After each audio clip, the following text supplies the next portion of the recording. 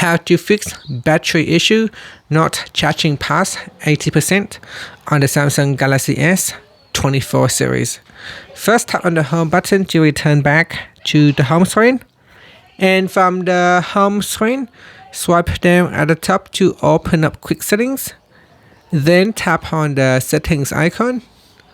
Next, in the settings page, we scroll down and then tap on battery. From here, tap on battery protection.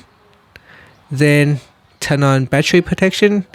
And from here, you want to select basics or adaptive. If you select maximum, your battery will stop charging when it reaches 80%. So hence, if you want to charge it up to a 100% full charge, you will not be able to. So select either basic or adaptive, and this should allow you to charge your battery up to a maximum of 100%. And that's it. After, you can tap on the home button to go back to the home screen. Thank you for watching this video. Please like and subscribe to my channel for more videos.